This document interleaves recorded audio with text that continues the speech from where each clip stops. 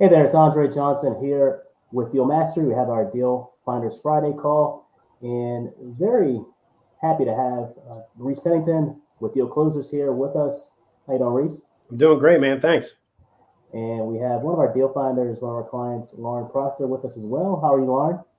Excellent. Thanks for having me. All right, all right. So we'll actually have people tune in as we're set to go live here at 2 p.m. Eastern.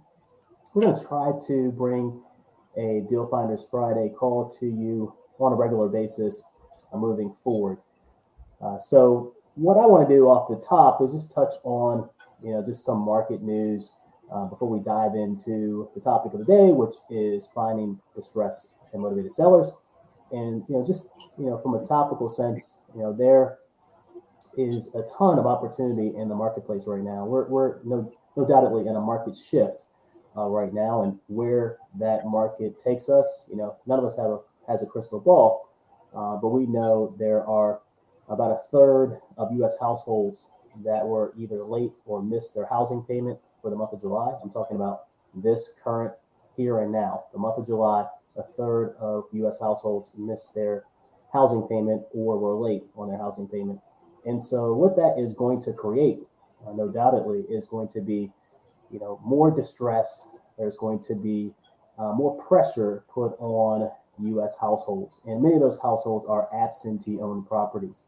And absentee-owned property just means that the household owner doesn't live in the property. So when you have a third of U.S. households either being late or missing their July payment, combined with still a double-digit percent of people claiming unemployment, and just with a number of other areas of uncertainty. Many full timers, going to part time hours. Many business owners, not able to operate with the current trying times we're in. It's just creating a tsunami of, converging um, factors that are making this opportunity really a prime opportunity for you as a real estate investor.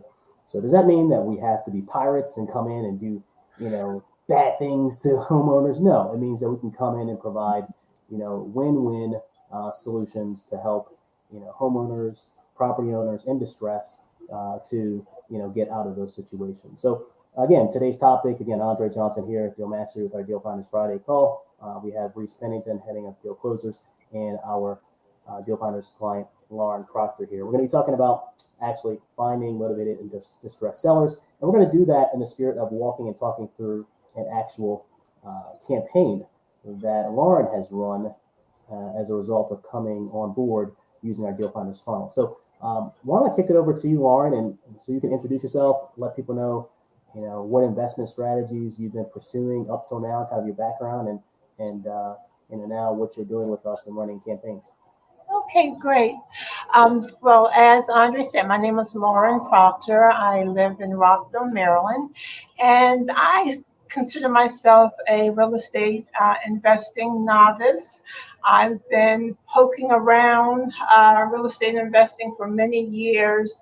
I've spent a lot of time and money going to boot camps and workshops and taking classes and following some gurus, but I never actually implemented um, a strategy.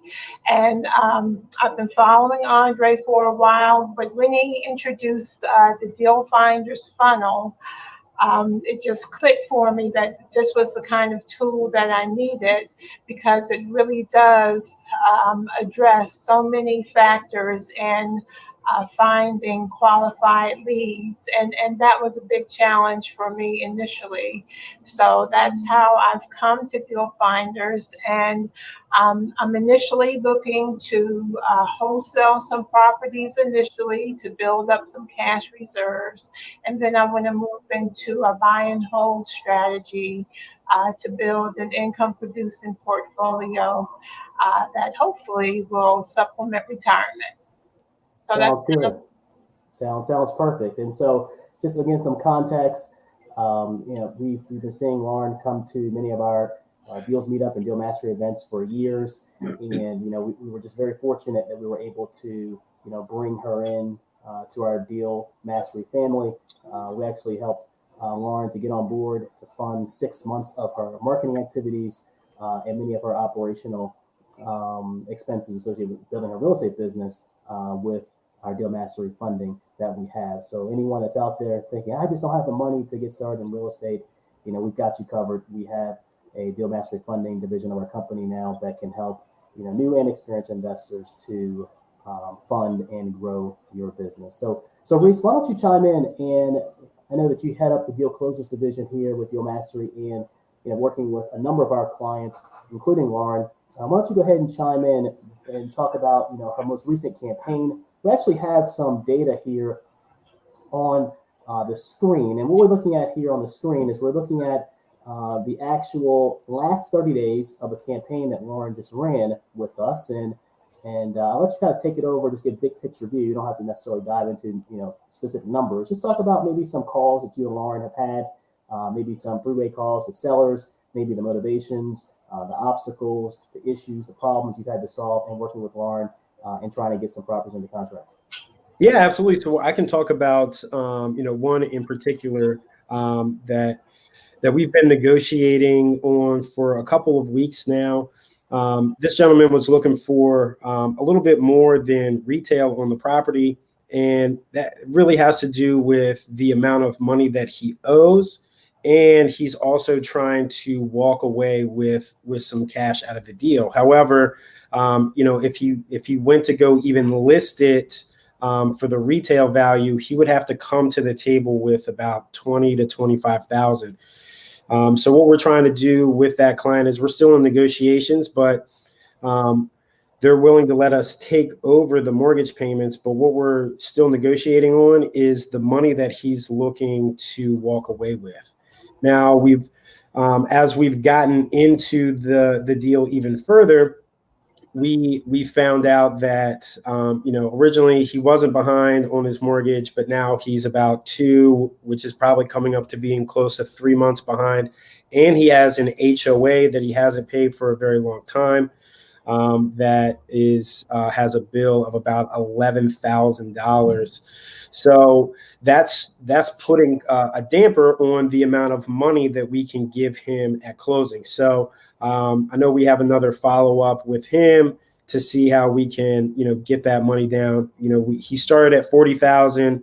We've got him down to 20,000, but we're also trying to get him even lower because just with, the arrears and the amount that has to be paid to the HOA, it becomes a little bit of a difficult deal when you have those underlying factors to deal with as well. And so are you seeing, and with this particular seller, I hear you loud and clear, are you seeing that across the board that, whether it's just increasing HOA and condo association fees, loss of rents, inability to keep up with mortgage payments, are you seeing that kind of a common theme now that kind of on a micro level, seller to seller, is coinciding with the market news that we're seeing on the top level? Absolutely. We're actually finding that to be the case a lot more. And a lot of times they won't tell you up front. There's a little bit of pride in there. So as you kind of go into the negotiations, they might tell you that they're one payment behind to try to soften the blow up front. But then you realize that they're 2 or 3 or maybe even 4 or haven't paid for 6 months, kind of a situation. And we're actually seeing that a lot more within the last few months that is the case. Even with landlords, there's a lot of landlords out there that are trying to sell the property because the tenant's now only paying half the rent or not paying any rent at all because they're taking advantage of, or they're either taking advantage of the fact that they can't get evicted, or they've just lost their job or don't have the income and are trying to figure out what to do. So it's just trying times. Yeah, and Lauren, I know you're having a little trouble with your video, but you certainly can just speak even if we can't see you. So, Okay. Lauren, can you kind of share what your experience has been just with seeing the inflow of leads coming in, from your first campaign? And before you answer, I'll just go ahead and on the screen here and give people kind of a big picture. So we're taking a look at actually the last 30 days in Lauren's Deal Finders funnel, and we're looking at inbound activity. So not inbound response is going to actually be a motivated seller or a qualified lead for that matter. But what you're looking to do, of course, with all of your direct-to-seller marketing is you're looking to establish as many contacts as possible with prospective motivated sellers in your targeted area. And then they're going to tell you, that is the potentially motivated seller, they're going to tell you how motivated they are. They're going to tell you if they're interested in hearing what you have to offer, hearing what you have to say in their initial point of contact. And so in this case, we're looking at all the inbound activity, well, I should say inbound from the standpoint of inbound text messages, inbound phone calls. And you can see that in the last 30 days, Lauren has had close to 1,000 unique inbound contacts from the potentially motivated sellers in her target market. And so looks like her contact rate on her inbound contact is somewhere around 4 to 5%, which isn't bad. And looks like she's generated 48 unique qualified leads, and that's what's indicated by our term form here. So from those 1,937 unique sellers have contacted her, some people probably saying, not interested in selling at this time, take me off your list, or whatever the case may be. And we'll get into the dispositions of these contacts here in a second. But you can see the bottom line is Lauren's had close to 50 unique qualified leads come into her inbox, into her funnel in the last 30 days, which I'm sure is something new for you, not having done direct-to-seller marketing campaigns before. So Exactly. can you just share with us how it's been over the last 30 days, just seeing these inflow of opportunities and then kind of learning how to nurture and follow up on them, and then working with deal closers and specifically? Certainly, yeah. Well, I have to say that I was really excited in the first week because in like the first day or two, there were leads coming into my mailbox for which contracts were going out. And by the end of, say, day 3, I had like 25 leads in there. And I was like, oh my goodness, look at this. Am I going to be able to keep up with all of this? So, and it continued like that, throughout the month. Of course, it started to taper off a little, but even here, this last week of the month, I still got like maybe three leads and 3 contracts out. So I've been very pleased with, with the program and the direct to seller marketing. And so my challenge now is with my follow up game. I know I need to do a lot more follow up. So so I think I'll be looking to some of those deal VAs to help me with that. Well, I think Reach is going to co-sign on this, but the money is in the follow-up. So it's very rarely that in any line of business, any industry, anywhere, that you do some type of marketing or business development, and on the first point of contact, you close a sale. That's just so rare. I mean, it's the rarest of the sales process outcomes. More likely is that you make some point of contact, someone responds to your marketing, your advertising, and then you have to get to know one another, hopefully build rapid rapport. And it's usually a series of touches, and those touches could be text messages, it could be phone calls, it could be emails, it could be IMing or DMing on social media platforms, it could be a letter or a postcard. There's so many different mediums we have in order to communicate, but the bottom line is usually it's a series of touches, usually double digits, 7 to 14, and sometimes the sales cycles even go longer than that. And that's exactly what you're talking about right now, Lauren, is that's where, yes, some people responded to you. You have close to 50 qualified leads. You've had some contracts that have gone out. And now this is where the money's made, in the skillful art of negotiating deals with the best price and terms to set yourself up to lock in equity, to secure cash flow on these distressed and motivated sellers. And Reese, I know you're helping with that. Any comments? Oh yeah, absolutely. I mean, like you said, I mean, it really comes down to percentages. I mean, anywhere between the the first and the third touch, making a sale on that. I mean, the national average is somewhere around like 3 or 4% likelihood that you will actually get that, that sale converted. The higher percentages, 80% of the sales are made anywhere between the 8th and the 12th touch, which we're definitely finding. I mean, we have followed up with this gentleman that we just spoke about on his property probably 4 or 5 times now. Right. Yeah, so we're getting closer, right? So now it becomes that numbers game. We're on the fifth touch now, 6th, 7th, 8th, and now that's when we start to get into the likelihood of making it happen. Absolutely. And so what we're going to do right now is take a look at the numbers in Lauren's follow-up and take a look at the dispositions of how her follow-up has led to determining whether someone is really motivated, whether it's a dead lead, and what the necessary steps are at this point. So we're taking a look at, again, the last 30 days of follow-up in Lauren's Deal Finders funnel. And if I just look at the first day of the campaign here, you can see it looks like our campaign started in early July.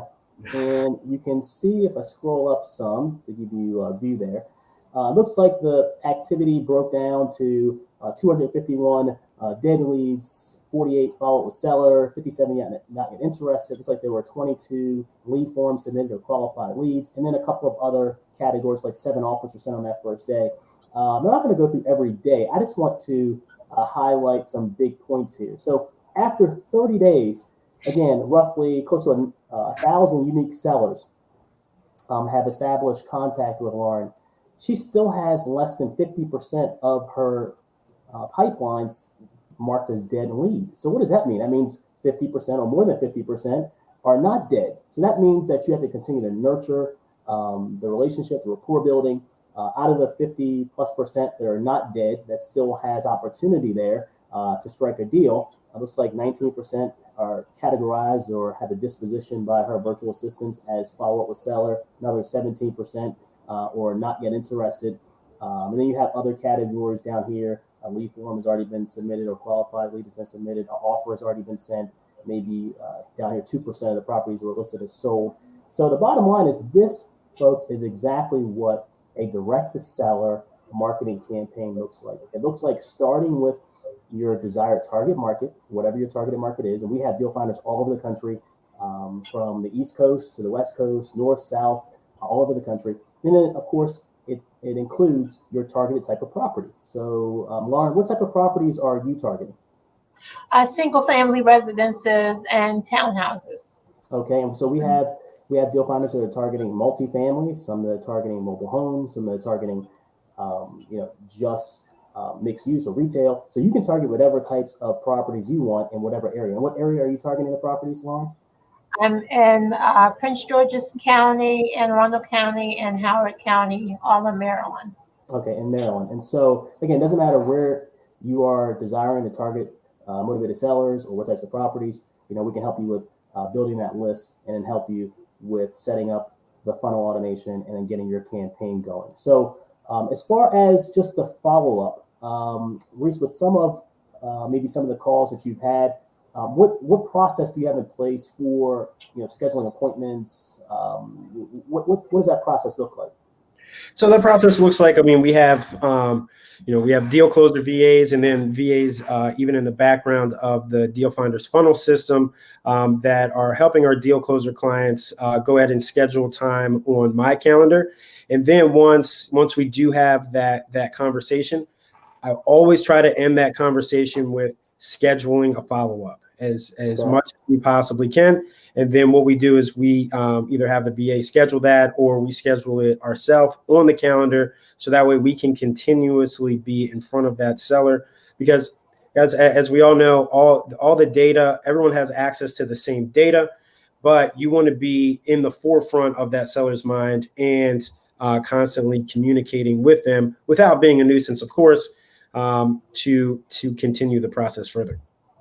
So let me throw a couple things out there. With the creative negotiating strategies that you're having to deploy right now, let's talk about just some, where someone may be behind on payments, Sure.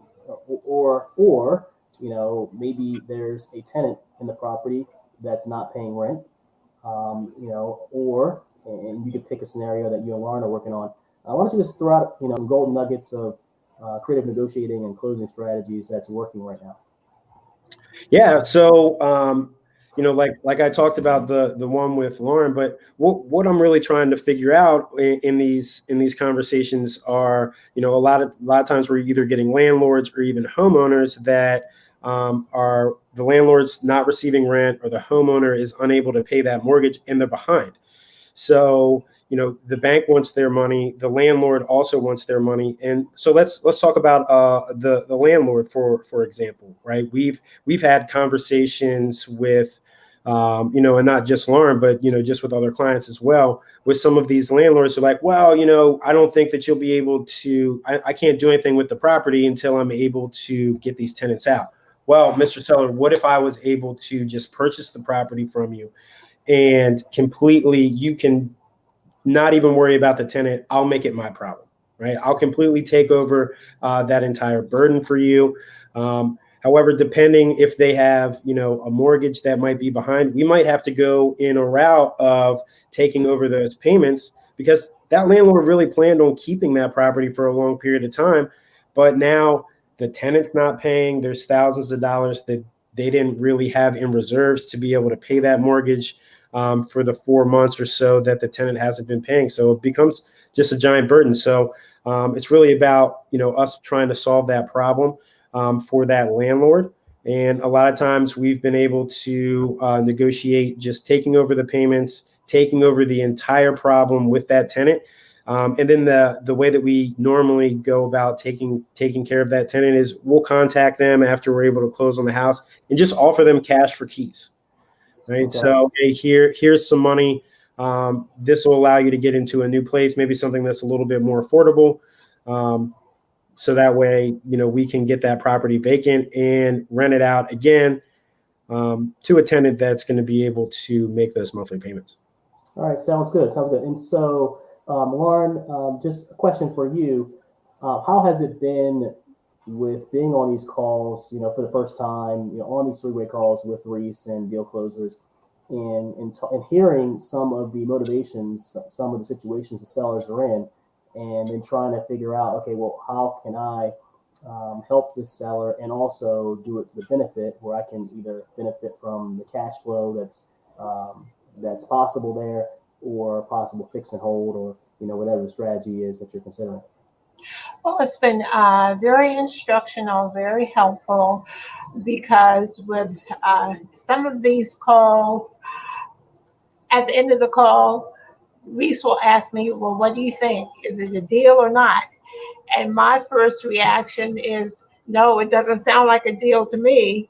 But then he'll go ahead and illustrate certain things that the owner, indicated in the conversation that I didn't pick up on, but he picked up on in terms of being, a key motivating factor that we need to hone in on. So that has been, a great experience for me to learn how to listen better for those keywords, and to realize that what may look like a non-starter on its face really can work out to be a profitable and win-win situation, not only for me, but also for the seller. Absolutely. And so, yeah, it's not something that could be a simple like grid chart, where, oh, seller says this, then you need to do this strategy. It'd be nice if it was that easy. So a lot of times, you're having to, bring, different tools from the toolbox to the table to help the seller out of that situation. And it might wind up in a subject to, might wind up in a wrap, it might wind up in seller financing, or seller financing with a subject to, might wind up with you joint venturing with a partner, a credit partner, a money partner. So there's so many different moving parts, and it's always good to have an experienced investor to help guide you through and walk you through, those deals. So I'm going to go ahead and throw out there that we have a boot camp coming up. We have a 2-day deal mastery boot camp coming up. I'm going to go ahead and throw that out there on the chat stream. I just did that, and I want to go ahead and show some of the things we'll be talking about at the boot camp. And let me go ahead and pivot and do that real quick. So if you go to dealmasterybootcamp.com, you'll see that we're having a boot camp coming up August 15th and 16th. It's a 2-day boot camp, dealmasterybootcamp.com. And what we'll be talking about at the Deal Mastery Bootcamp is really the market opportunity. And talked about that at the top of the hour.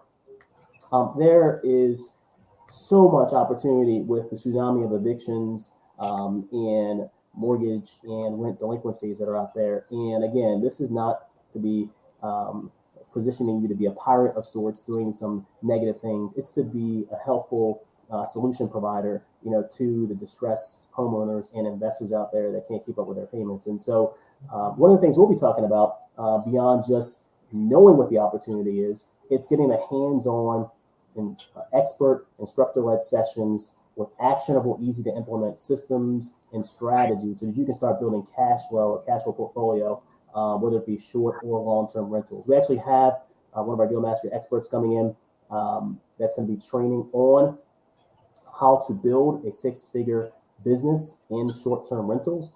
We had one of our Deal Mastery students just generates $9,000 of quick cash in a wholesale deal. You can see that date right there, July 2020. One of our other students just brought on 10 units in a small apartment building, which is kicking off about $3,500 a month in rental cash flow.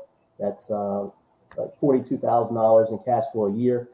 So these are the things we're going to be covering at our Deal Mastery Bootcamp. Right now we have a BOGO, buy one, get one ticket special. It's crazy early bird discount, 90% off, just $19 for the two of you. So the six figures with the short-term rentals, again, one of our experts coming in, going to be doing a training on that. He's going to show behind the scenes, pull back the curtain, take a look at the actual marketing that's being done for those short-term rentals to show you how he has year over year taken his rental income in short-term rentals and had it go up 400% from 2019 to 2020. I know it sounds crazy, but just think of it this way. If you think of it logically, it makes sense, right? So there's so many distressed households out there, investors that can't keep up with the payments or having problems with, figuring out how the marketing should go.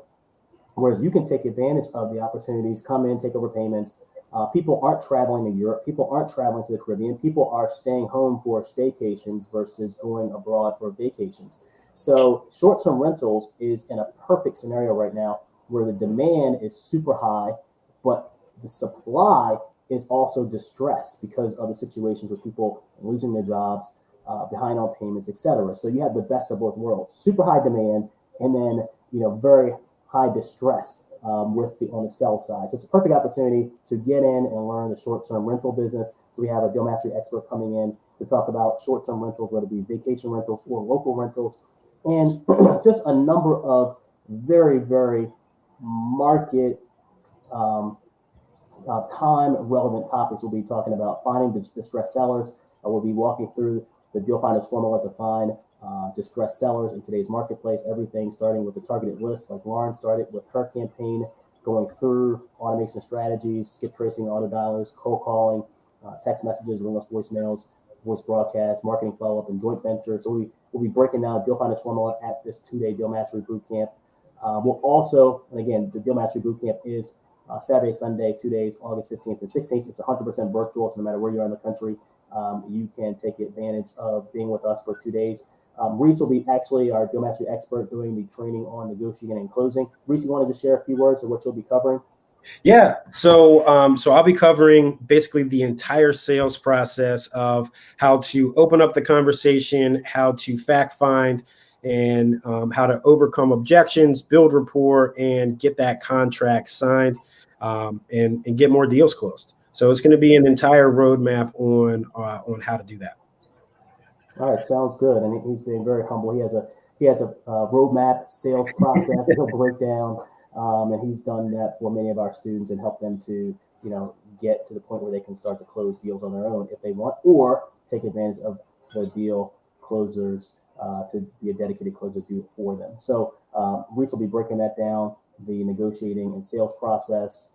We also will have a segment on creative deal structuring. So the cool thing about real estate is there's always more than one way to solve the problem, always more than one way to actually take control of the property. So we have one of our Deal Mastery experts coming in, talk about creative deal structuring with multiple exit strategies.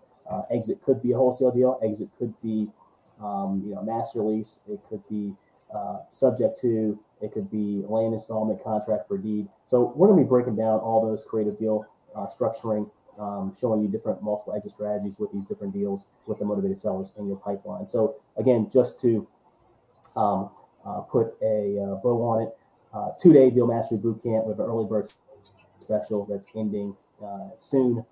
It's peanuts, just $19 for 2 tickets. You and a friend, you and a business partner, you and associate.